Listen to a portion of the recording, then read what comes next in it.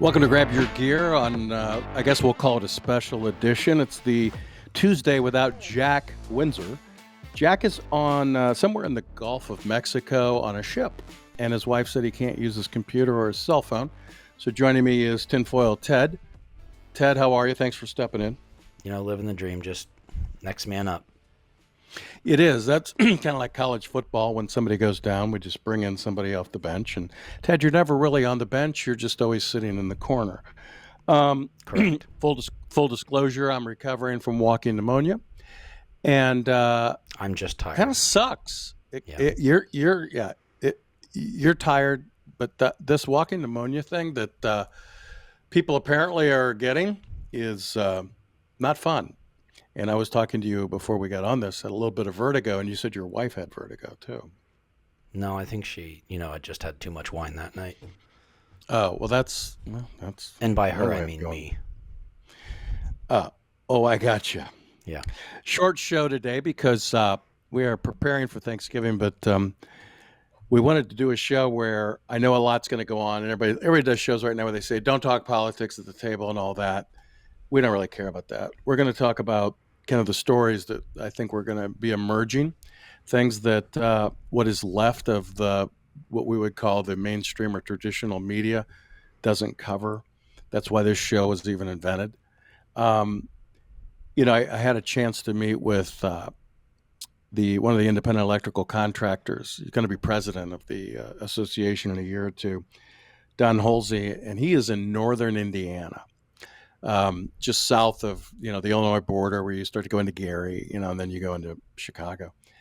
And the growth there in northern Indiana, a state that, let's say this is a little more freedom loving than Illinois, is getting flooded with people moving out of Illinois and heading to northern Illinois and decided that they'll just commute if they're going to work in the state of Illinois. I find it fascinating. I find it fascinating because Illinois is one of those states where the governor decided to declare war on the Trump administration. Mm-hmm. So it's not even the unintended consequences, Tinfoil Ted. It's just you don't know this is going to happen. You're going to continue to lose population. You're going to lose your tax base. You're going to, yada, yada, yada.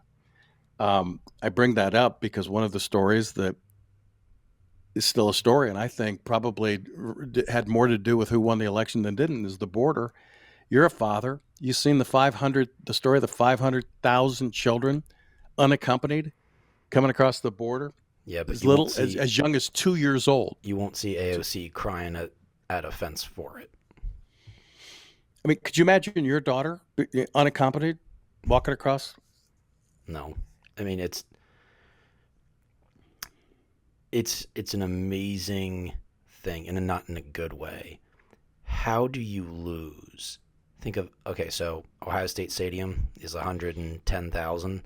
Yeah. 5 Ohio State stadiums worth of kids, and you have no idea where they are. They've been released to people that haven't really been vetted. They say, "Yep, this is my cousin or this is my nephew," and there's no follow up on finding these kids, and it's another failed. I mean, you can say foreign policy, but it affects. It's evil. Yeah, I mean, it's another policy that they have just absolutely screwed up. Did you see the video of the little 2-year-old trying to talk to the border guard? Yeah. I mean, so Trump threatened this came over the news, what's left of it, last night, that he's going to threaten a 25% tariff on Mexico and Canada directly because of their control of their borders, which, go ahead. I'd say I'm going to impose a 25% tariff on everything you do, and I'm going to increase it one day for every day your border isn't protected from now till the 20th. Well, he said that it's going to go into effect until the drugs and illegal immigrants come into the country. The other one that he also included in that list was China, and he's but they're adding at 10%. No, it was 25% and an additional 10% to China. Oh. Yeah, so he's using tariffs as a weapon, political weapons, and not necessarily economic. So we're going to watch that. That's going Yeah, to have some Bill consequences. Ackerman had some interesting comments on it, saying that that was a good idea. I mean, prior to, do you know Let what? people know who Bill Ackerman is. Oh, he's a hedge fund man, one of the richest hedge fund managers in the world. Um, there was it prior to 1971 that tariffs predominantly funded the government? Not sure. Tariffs Not have not been economically positive in every sense of the word. then maybe it was maybe it wasn't 1971, but uh, Yeah. it'll be. I mean, people losing their minds about what that means, and they don't actually know what that means. They're like, "Well, there goes your gas. It's going up," and it's Yeah. not going to go up because we're going to drill, baby, drill in our own country. When you have to Yes. remember, when Donald Trump was president the first time, we were. This is not a, you know, we were selling rice to China and Hmm. gas to the Middle East. Yeah. It'll be about a year before that happens again, Yeah, but that will probably happen again. probably. So we're going to watch the border thing. What bothers, I think, what we're going to have to watch more than anything is there is another caravan of who knows, God knows how many, 20, 30, 40, 50, 100,000 people coming. We'll see what happens there, and we'll see if the threat of the tariffs uh, take shape. I mentioned about this, but I want to bring it up because it's something else we're going to watch. And we'll start reporting on it in December and then kind of watch it into the new year. But that is the literal collapse of what people would call the regular media. And I'm talking about things like cable news, MSNBC. Looks like it'll be a spinoff. And is there any reason to read the New York Times or Washington Post anymore? I mean, And did you see? Was it the New York? I can't remember if it was MSNBC. It might have been MSNBC. Their coverage of the Laken Riley murder case. I mean, what they did a bench jury, and the judge, I think, took like, it was less than a day. yeah, Um, and MSNBC ran the headline for the guilty verdict as Laken Riley's killer stood no chance or something like that. And it made it yeah, sound like like he's a victim, he was a victim getting railroaded. And then they which is updated it and changed it. which is still baffling to me after what happened in the election. I mean, it's kind of amazing that the American electorate, which Alec Baldwin said is uninformed, literally said, put a middle finger up towards traditional information sources, put a middle finger up towards the Justice Department and what they've done to, former president and soon to be President Trump. I just think it's fascinating that they're still going to go down, which means now, I don't know, maybe I'll ask you this. Do you go to Joe Rogan and Theo Vaughn for your information now? No. I mean, I'll listen to those things as like, oh, that's something I didn't know about this subject. But I think that, the Glenn Greenwalds and the Michael Schellenbergers, Matt Taibbi, Tucker Carlson, Barry Weiss, those people are Yeah. doing actual journalism and going where the story goes, and not. Especially the free press. Barry Weiss Yep. I think she's got the biggest news outlet now online. I think. Probably. But I Yeah. mean, you had so many people whose YouTube channels were having larger coverage on the election than some of these news outlets. But I mean, you can't go on TV every single day and say the things that these people have said, and the Liz Cheney thing, Yeah. the very fine people.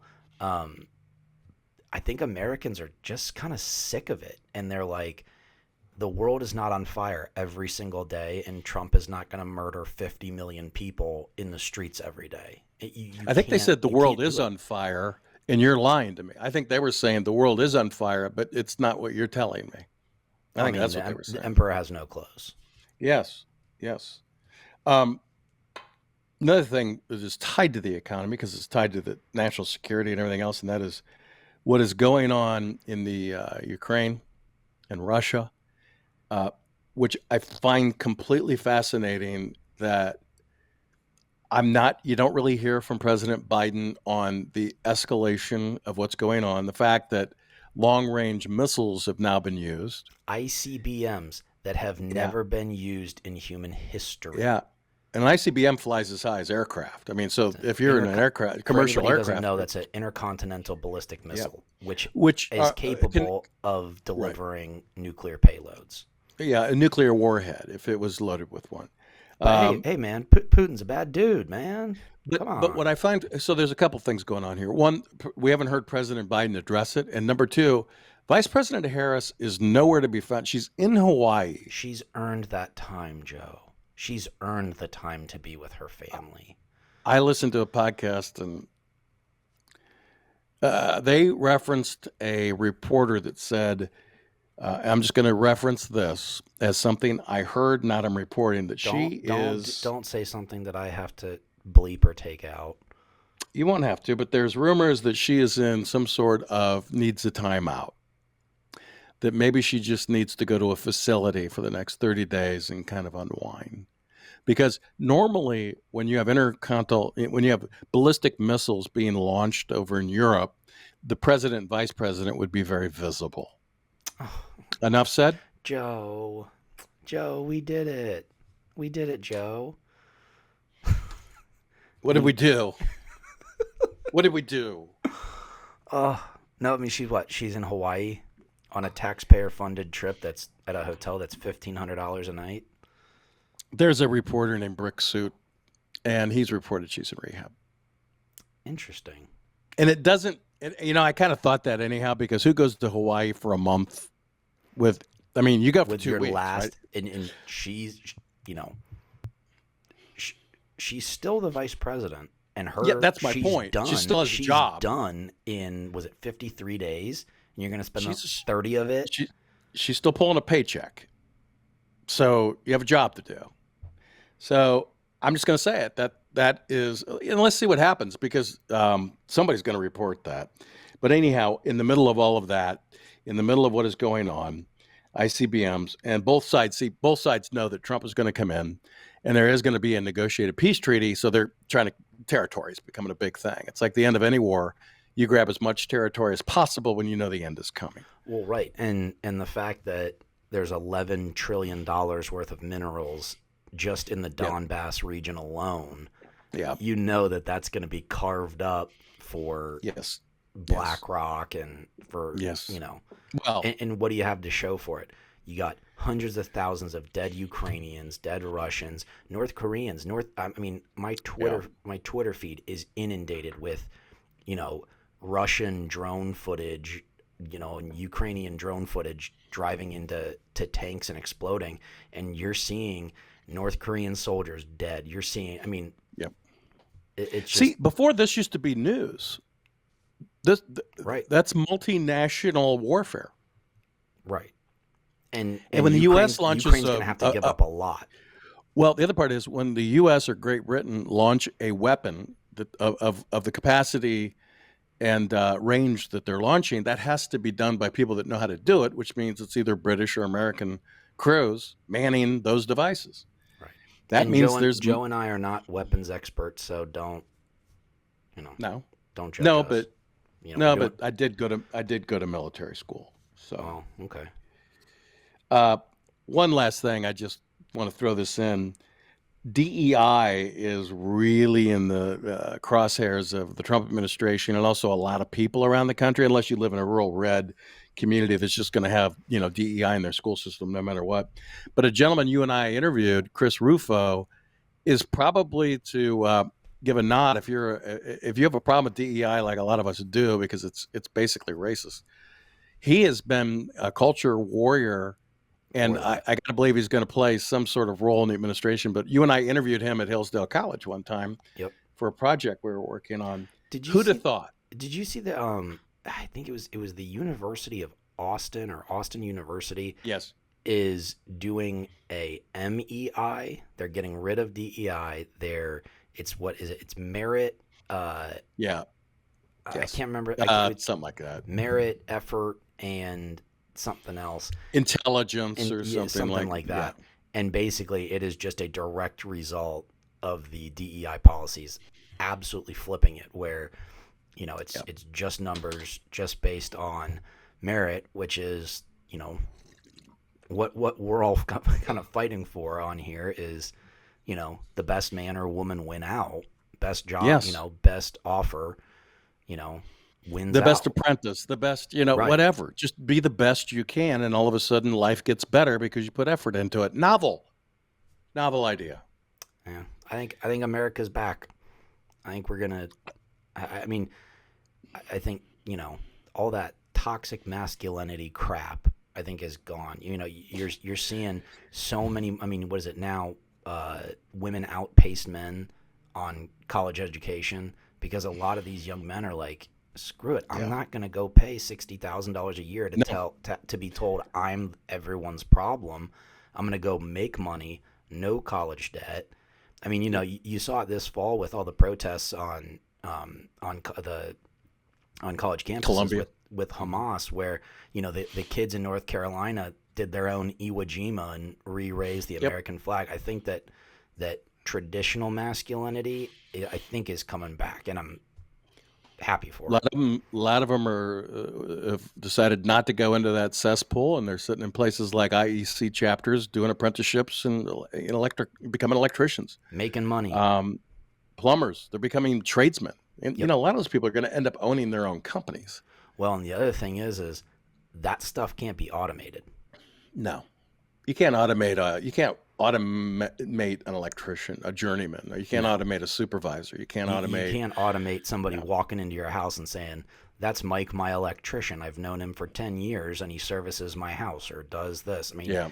that can't be duplicated. No.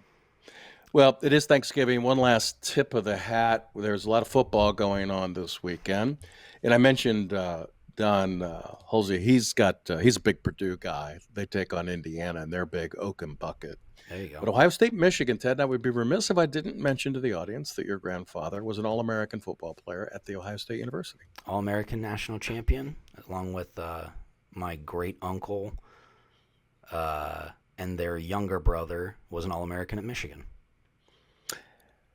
What a wicked web your family weaves. You know how many of those athletic genes I got? Zero. Yeah, but you're quick to the Diet Coke, Diet That's true. Pepsi. I've seen you move to the fridge faster than most Oh humans yeah, if it's for when a you're beer. thirsty. Oh, I'd be Beer. remiss if I was on here and didn't have a movie suggestion. I haven't seen Oh it yeah, yet, but Gladiator II just came out. heard. I've heard it's Hmm. very good, and I actually had the pleasure of going to Rome back in March. Got to see the Colosseum up close and personal, and the new movie looks pretty awesome. If you've got 2 hours to go, get away from your family for a little bit, go check Yeah, out Gladiator 2. I've heard it's good. Judge Weiner, a friend of ours, texted me last week and said, "Hey, you want to go see Gladiator?" Which I absolutely wanted to, but I was in the middle of walking pneumonia, so I didn't think going to a movie theater would be exactly the. I hope he hasn't seen it yet because I'm hoping that him and I'll catch that because I am interested to see because they flooded the Coliseum back then, right? And they used Yes, to. that actually happened. They would Yeah. have they would recreate small naval battles in the Colosseum, um, and a lot of people would die. And this is Well, it, the you know. and I guess the part in history in which it like takes place is like basically it's right before the fall of Rome, Hmm. where When um, celebrity was at its height. and sexual debauchery was all in the Rapid. craze, and kind of seems like a bit where we are. Unless we can turn it all around. Ted, thanks for taking time to step in for Jack. As we said, Jack will Absolutely. be back, we think, next week if he ever gets docked. He's going somewhere. I think he's going to Nassau. So he's not going to Mexico. So I don't think the cartel will get him. They wouldn't want Jack though, right? Yeah, they'd want him. Do I you think think he's a Jack's a pain in the yeah, ass to them. Yeah. yeah? I could see them saying, "Hey, Jack, I'm the captain now. Yeah. Taking over Yeah. his cruise ship." I could totally see it. So just as kind of a recap, the kind of the three areas we're going to watch are the border crisis, both Canadian and Mexico, the collapse of traditional media and what that means coming up into 2025, and are we going to watch the emergence of World War III, or is this thing in the Ukraine going to stop? It's amazing to me how little coverage there is. over something like that. Ted, if this was 20 years ago, we'd be seeing news bulletins over this kind of chaos. People would be doing duck and cover.